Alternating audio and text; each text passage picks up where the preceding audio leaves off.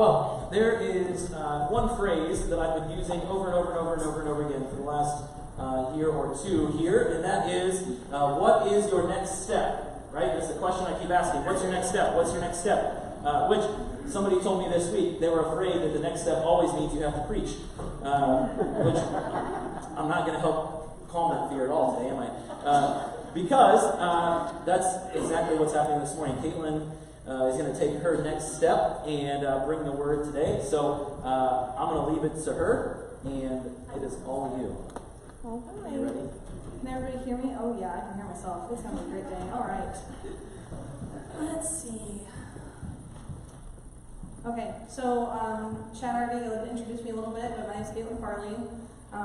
This is my clan over here, the Bonnerville area, but anyway. So I'm just going to throw it out there before I begin. I am used to speaking to about, a few crowds a day, but I'm usually speaking to about 25 teenagers, 25 or less, and they're usually all in one really nice, concise little area. You guys are all over the place.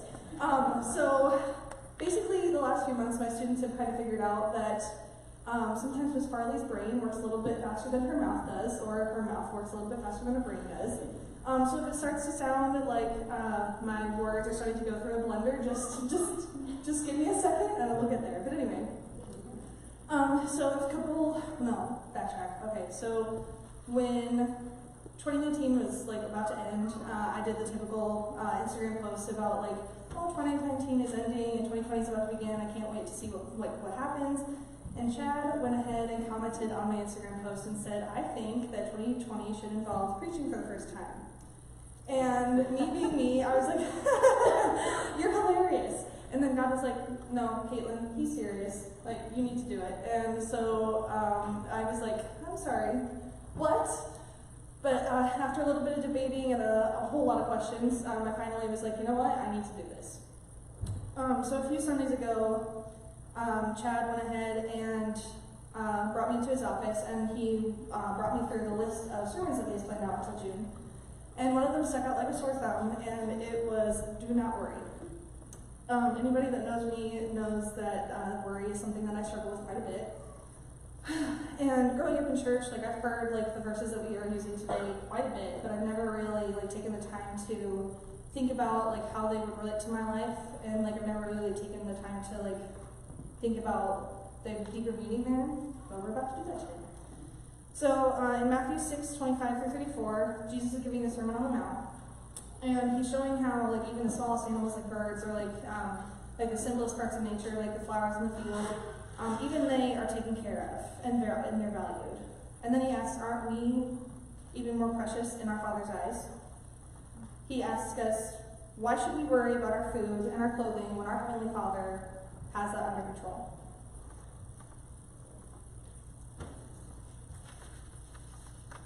In the way that I see it, he's basically trying to logic his way into not an argument, but he's trying to use logic to get us to see his point.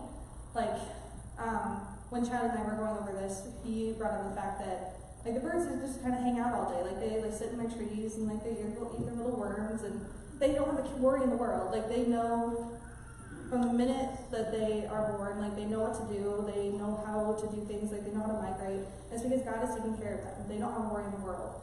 And Jesus is trying to make us see, we actually do things to provide for ourselves. We, day in and day out, we work for our families, and we try to provide for ourselves, and we still worry, and we shouldn't.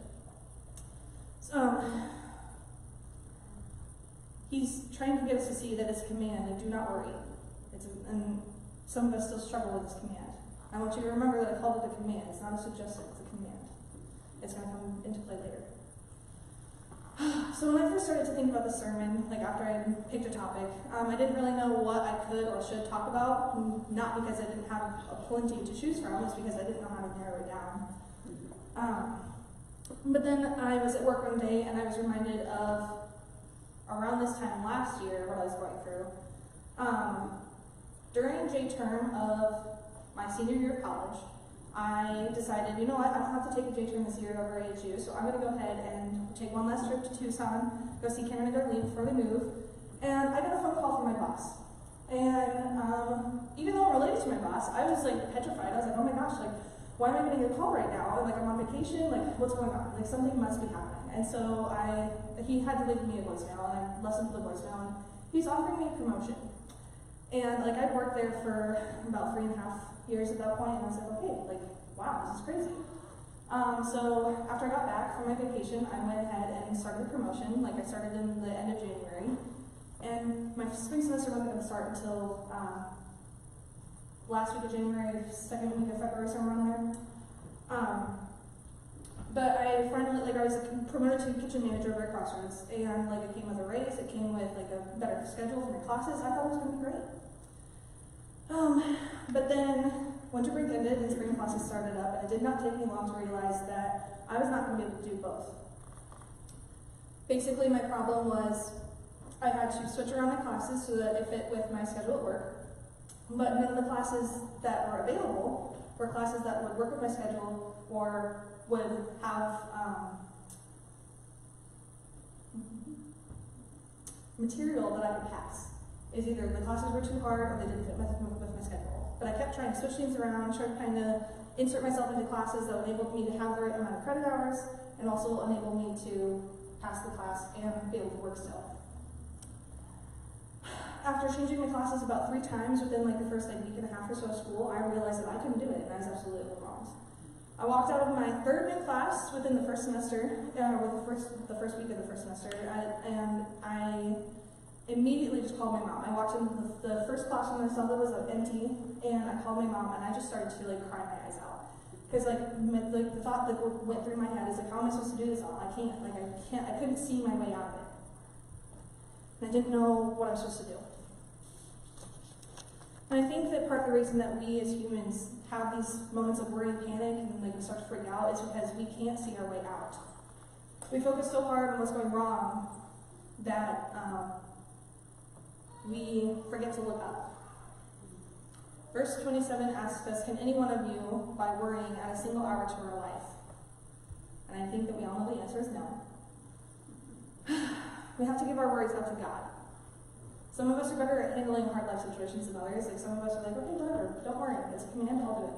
But some of us, like, we have those worries, and like, sometimes we get consumed by them. We worry about our jobs, we worry about school, we worry about our families, we worry about like how our next meal is going to get on the table, we worry about all these things, and like, we just kind of get consumed by it. Like, sometimes, like, some of us have trust issues, some of us have like problems giving up control, but it all boils down to we are commanded not to worry about our lives.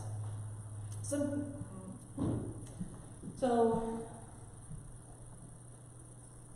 I mean, it's kind of hard for me to admit it in front of like a huge crowd like this, but sometimes I have a very hard time trusting God. And like, especially during that winter semester, my last semester in college, I was like, the last thing on my mind was trying to trust God and trust that He was going to be able to take care of me, trust that He was going to get me through my last semester of college. Like, I was so consumed by what was going on and what was going wrong that I just couldn't see what He had planned for me. But then after talking through it a little bit and praying about it, I knew deep down that God's plan for my future didn't involve being a gas station kitchen manager. I knew that I was supposed to graduate college, I was supposed to graduate on time, and I was supposed to get my degree. There we go. So I went ahead and let the promotion go, and it actually ended up being the best semester of college I've ever had. Anybody that's talked to me about my college experience knows that for like the first section of college, I really did not enjoy my time at HU. But then finally, during my senior year, I got more involved, and I was able to take classes that I actually liked after I gave up my promotion. And I was able to take like classes I never thought that I would take. And I also got to like get deeper, stronger relationships with my friends. But that great semester that I had nothing to do with me or my abilities. I had a great semester because I stopped trying to control the situation. I gave up my worries about my classes, and I gave up my worries about my job to Jesus. And anyway, so last week while Chad was giving me a crash course on summer learning, I was telling him, like, when I think of somebody saying "do not worry," I think of a parent. Like, oh, like, honey, don't worry. Like a little kid comes into mom and dad's bedroom, like, worried about, like, oh, there's a monster in my bed. Or like, oh, it's dark. Or like, oh, there's lightning and thunder and stuff. Like, and the parent's like, don't worry about it. And like, the parent is so easily able to say, like, don't worry, even though their parent might have like a million worries going on in the back of their head. They might be stressing out about bills or schedules or anything like that, and they still try to reassure their children. But, and like, I mean, I know that we've all been there. Like, I'm talking about my own worries, and like, I know that you guys are thinking of worries that you've had in your own life. Sometimes, like, it makes us lose sleep, or like we feel sick, or like, I mean, any type of reaction to our worries. But that's all because we're letting ourselves be consumed by our worry. But meanwhile, while we are freaking out, Jesus is sitting on his throne, waiting for us to give our worries over to him. And I want you to remember, my key word there is sitting.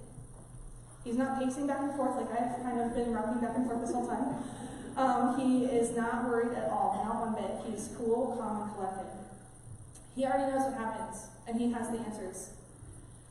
Like, he's the one parent that truly does not have to worry, and can say with full confidence to his children, do not worry. So, I mean, I don't know about you, but I think that's pretty reassuring. The God that created us and loves us and protects us and provides for us, he already knows what happens. He has the answers. And he just wants us to trust him enough to listen to him, follow his lead, do not worry. So when you find yourself worrying in the future, like I know it's going to happen, even though we have that command of do not worry, it's going to happen. Like we fall down sometimes. I want you to try and picture Jesus sitting on his throne. He's cool, calm, and collected, and he's ready for you to give your worries over to him. I sent you the wrong version of this, so I had it all written out how I wanted to introduce this. But I know that some of you have noticed the pieces of paper and the bowl on the altar. There are pins in the bowl. So what I want you to do is, if you feel led, come up to the altar while the band is playing their song, and I want you to write your worries down on a piece of paper. And then after you're done writing your worries down, fold a piece of paper up in half or fourths or whatever, and leave it there, and go back to your seat. It's basically like I want you to be able to leave your worries at the altar, give them up to God. That's all. There's another part that I love to do, praying out loud. So if you'll bow your heads with me. All right, dear God, thank you for the opportunity to preach today. Thank you for everybody that was able to come out. And thank you for just taking care of us, even in our moments of worry, our moments of stress. I know that some people struggle with it more than others, but you take care of us, every single one of us. And the fact that you have the answers and just want us to trust you, it's very reassuring to have you on our side. In your son's name we pray. Amen.